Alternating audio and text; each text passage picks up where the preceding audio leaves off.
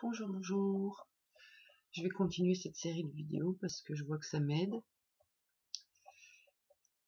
Enfin, ça m'aide. Ça met surtout mon système en alerte. C'est ça, en alerte. Mais je vais persévérer et je vais vous expliquer pourquoi ça me met en alerte. Et plus je verbalise en fait les choses, plus je verbalise les prises de conscience, et plus j'imagine que je me détache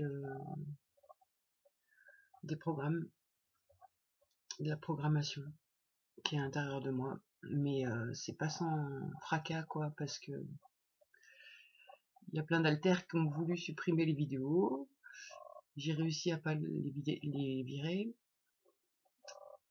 Et, et là je comprends un peu mieux les choses quoi. Donc aujourd'hui je voulais parler de la programmation. Donc en fait, je sais pas précisément quel rôle, parce qu'en fait ils peuvent changer. C'est pas j'ai 2-3 rôles et je dois les jouer super bien. Non, c'est les rôles, je dois m'adapter à chaque fois. Donc c'est pour ça que je pense qu'il y a plus, c'est un hall de gare, au niveau des haltères, parce que en fait chaque haltère peut prendre une personnalité et donc ce qui est demandé en face. Ouais, je vois que déjà c'est difficile de communiquer, ça plaît pas à tout le monde que je dise les choses comme ça quoi. Donc en fait voilà, moi je vais toujours parler de moi, parce que même si j'ai plein d'haltères, ils sont moi. Et donc, et ben en fait, j'ai pas le droit de plein de choses. Et la première chose que j'ai pas le droit de faire, et c'est ce qui m'handicape le plus, on va dire, j'ai pas le droit de sortir. J'ai pas le droit de sortir. J'ai pas le droit d'avoir des relations amicales. Et ben j'ai le droit de rien, sauf d'aller en course. Et même des fois, c'est compliqué. Il faut que je négocie. J'ai pris des notes parce que je savais que j'allais m'égarer. Donc ouais, j'ai le droit de rien, je peux aller faire des courses, et sinon voilà, en fait la seule chose que j'ai le droit de faire, c'est partir en recherche d'un maître ou d'une maître. Donc en fait, à chaque fois que je vais aller sur l'extérieur, ça va être pour trouver. Sinon, j'ai pas le droit de sortir. J'ai réussi à assouplir un petit peu le programme, parce que avant, j'arrivais même pas à sortir jusqu'à ma boîte aux lettres. Que maintenant, j'arrive quand même à faire des choses. J'ai réussi à convaincre le programme, peut-être à le reprogrammer, je sais pas comment verbaliser le truc quoi, mais voilà quoi, je vois que maintenant je peux quand même aller faire des promenades en forêt. Avant c'était pas possible. Donc oui, j'ai le droit de rien, j'ai pas le droit d'avoir d'amis, j'ai que le droit d'avoir un maître. Et si j'ai un maître, ben forcément je disparais complètement et je suis ce que l'autre attend. J'en ai parlé dans l'autre vidéo, mais je vais rentrer un peu plus dans les détails. Je vais relire mes notes parce que là, je sens qu'intérieurement, ça me, ça me met en danger de parler de tout ça.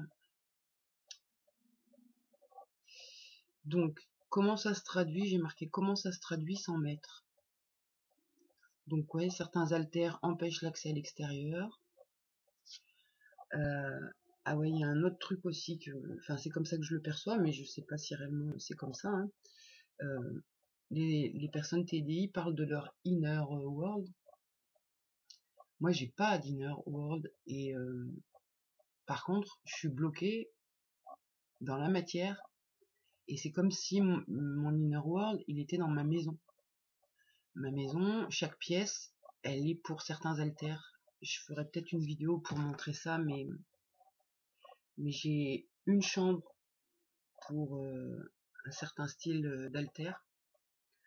J'ai une autre chambre aménagé d'une certaine manière pour d'autres haltères, et j'ai mon salon qui ressemble absolument pas à un salon, qui est coupé en deux. Et là, en général, c'est les petites qui jouent dans le salon, quoi. Il y en a 4. Et donc voilà, ma maison, c'est mon inner, quoi. Et il se passe plein de choses. Après, l'inner aussi, il est beaucoup en communication, parce que je suis en communication directe, tout le temps, avec, j'allais dire plein de personnes, mais c'est pas des personnes, hein, c'est des haltères. Enfin, c'est... Je sais jamais trop si c'est des bouts de moi, en fait, ou si c'est des trucs qui m'appartiennent pas du tout, quoi. Ça y est, je suis partie. Ok, bon, allez, j'essaye d'avancer. Donc, ça se traduit comment? Que ben, je peux pas sortir de chez moi, que les haltères vont empêcher l'accès à l'extérieur si genre j'ai un rendez-vous et que le programme estime que le rendez-vous n'est pas valable ou valide ou que ça donne pas l'opportunité de trouver un maître, ça sert à rien d'y aller. Eh ben, il va y avoir des haltères qui vont me mettre des grosses peurs pour que je sois figé, immobilisé et que je puisse pas bouger. Dans ma programmation, quand je dis que je peux vraiment pas avoir accès à l'extérieur, la première chose, je ne peux absolument pas me faire soigner.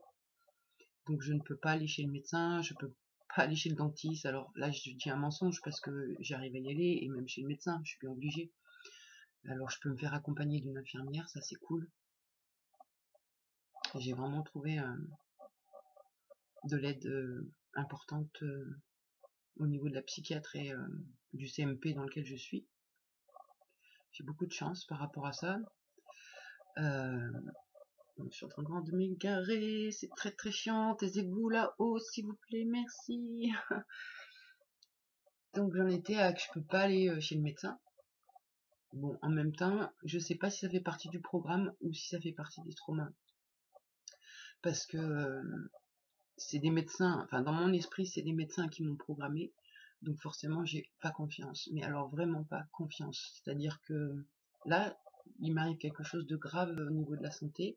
Je préfère mourir chez moi que d'aller à l'hôpital. Donc c'est un peu embêtant.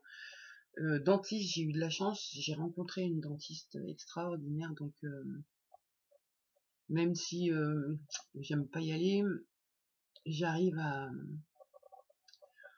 à faire en sorte que c'est un bon moment, quoi. Sinon, qu'est-ce que je voulais dire d'autre? Donc je peux pas me faire soigner, je peux pas avoir d'amis. Non, je peux juste avoir un maître. Donc c'est autorisé que je puisse sortir de chez moi ou faire des activités hors de chez moi seulement si le but en arrière-plan c'est de trouver un maître. Et le maître, c'est quoi le rôle? Le maître, c'est à double tranchant parce que pour certains haltères, donc pour une part du système, c'est vital, c'est vraiment vital. C'est-à-dire que sans maître, on peut rien faire. On peut pas sortir, on peut pas avoir accès à l'extérieur, donc on reste quand même humain et sans relation sociale, on meurt à petit feu. Et, euh, et donc pour rester en vie, on en a besoin.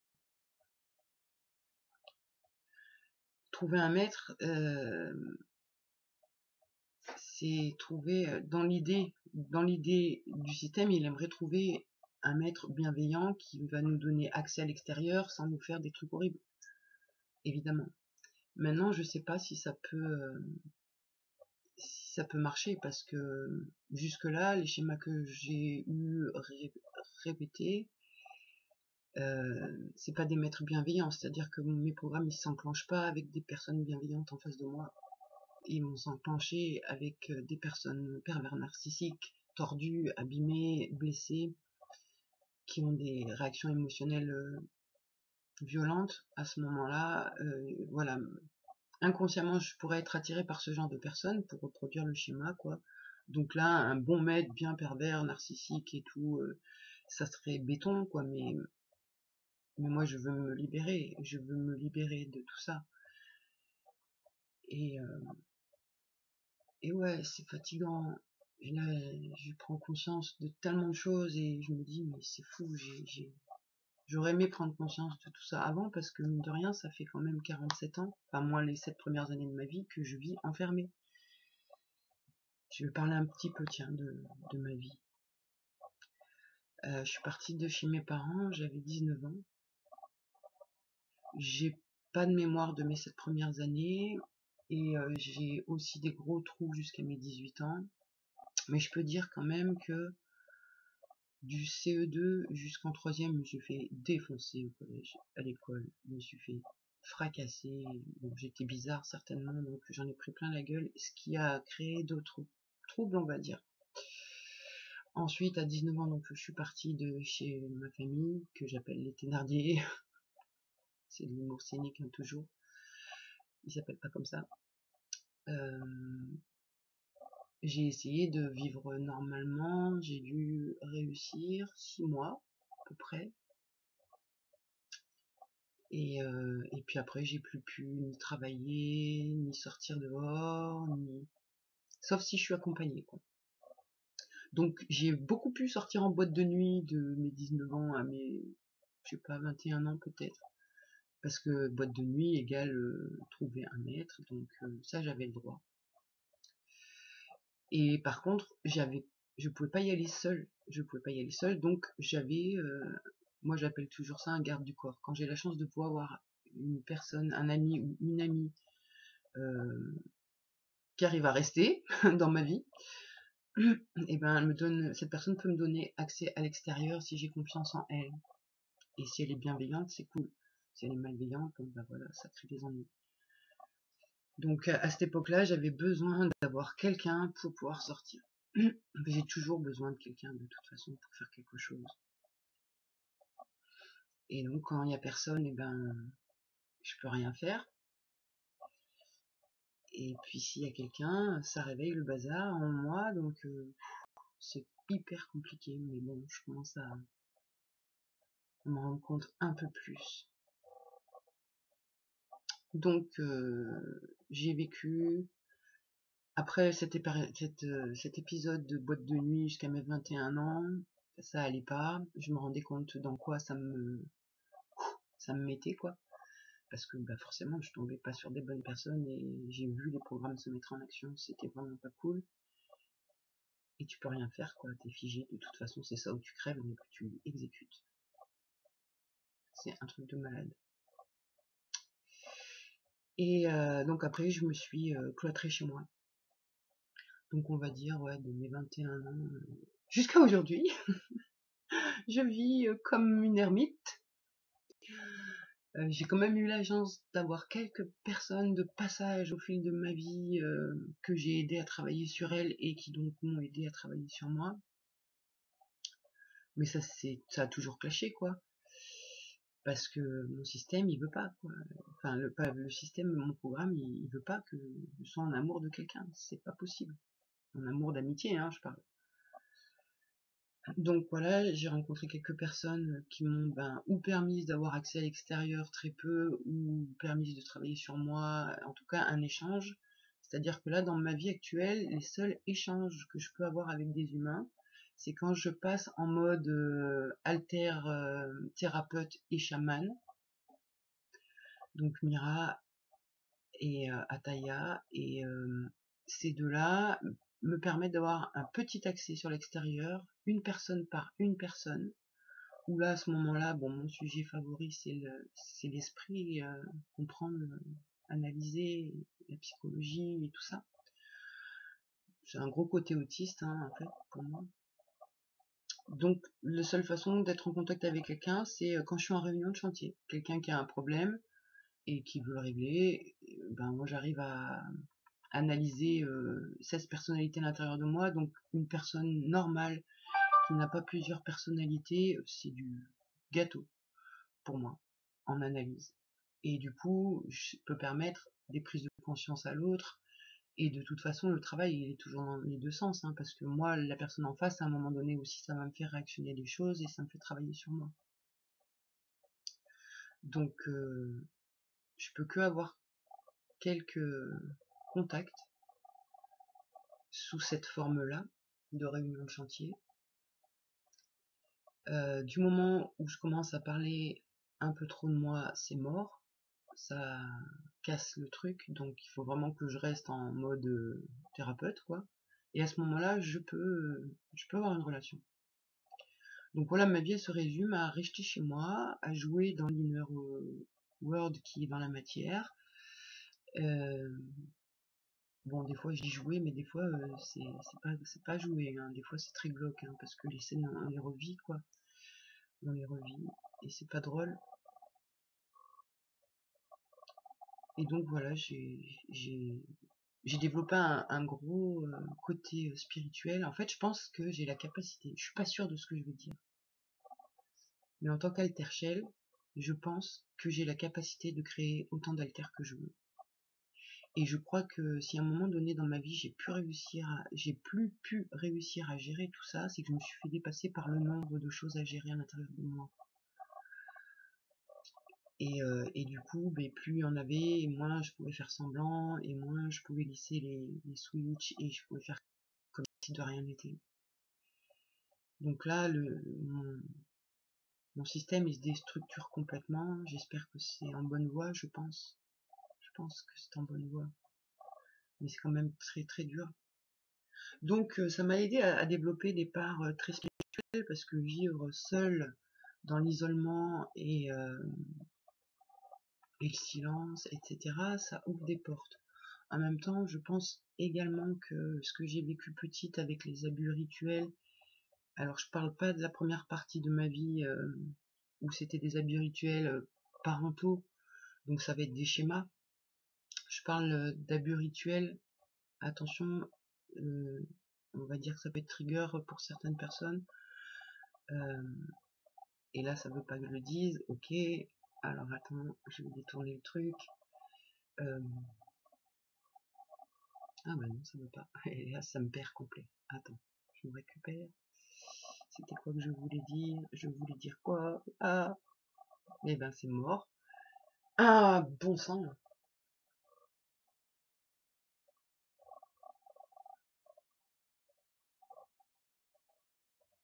j'allais dire un truc trigger, mais je parlais des abus rituels.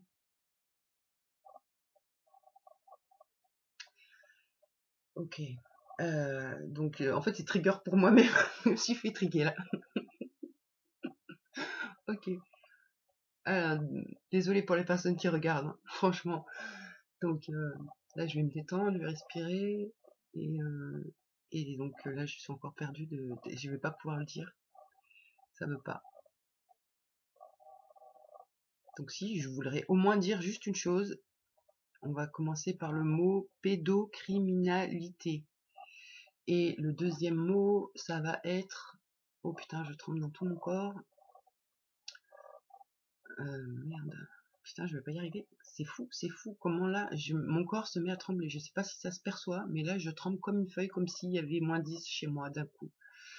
Euh, Pédosataniste. Voilà, pédosataniste, c'est le mot de ce que j'ai vécu. Je vais pas en parler tout de suite, là, c'est mort.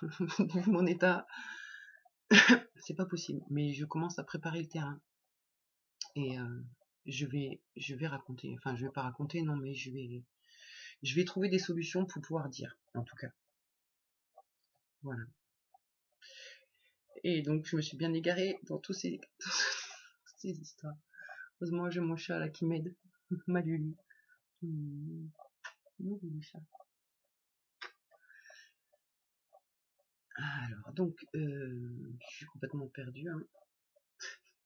Là, j'ai changé mes petites, elles sont là, à fond. Je vais essayer de me recentrer.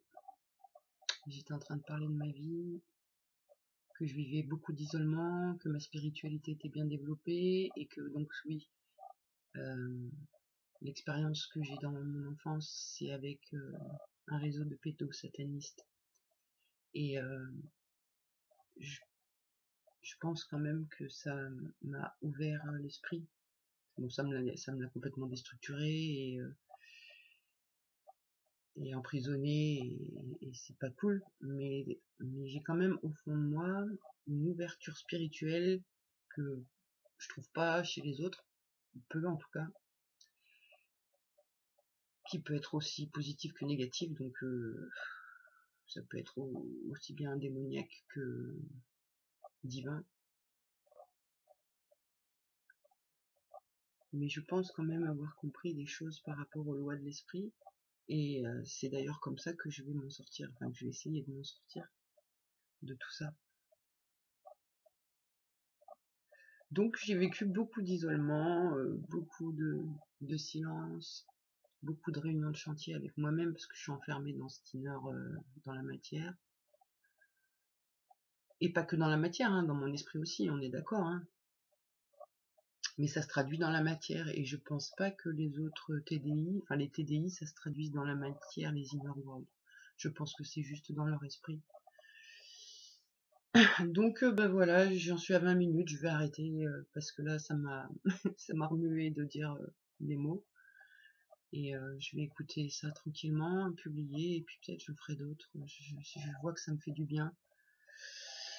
Ce matin, j'étais complètement vrillée. Mon fils était là. Mon fils est venu hier. Alors lui, c'est pareil. C'est un ancien maître, mon fils. Et du coup, il y a des parts qui sont fâchées contre lui.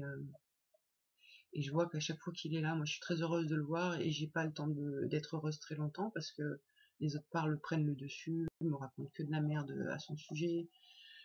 Et, et du coup, ça voudrait créer un conflit en fait. Ça voudrait créer un conflit.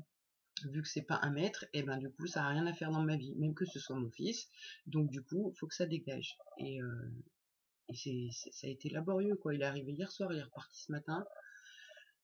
J'ai réussi à pas que ça parte en vrille. Et ce matin, ouais, j'étais à 2 doigts d'annuler mon hospitalisation qui est prévue la semaine prochaine. Enfin voilà quoi, rentrer dans le schéma encore de la programmation. Et j'ai réussi à pas me laisser attraper par toutes ces pensées et ces actions-là. Et ce qui m'a vachement aidé, je sais pas si ils l'entendront, mais en tout cas les éditions partielles, pas les éditions. Oui, si je crois que c'est les éditions partielles. Partielles, en tout cas la chaîne YouTube qui parle des TDI et tout ça, qui m'ont laissé un message vraiment tellement gentil ce matin que ça m'a aidé à garder mon mode je travaille sur moi et pas je me laisse attraper par le truc quoi. Donc voilà, cet amour. En fait, l'amour ça m'aide et l'amour ce sera un médicament, je pense. Mais c'est pareil, à l'intérieur de moi, ça veut pas ça. Donc voilà. Bon, fin de la vidéo. C'est bon. Merci. Suite au prochain épisode. Et bon courage à tout le monde et merci pour votre soutien.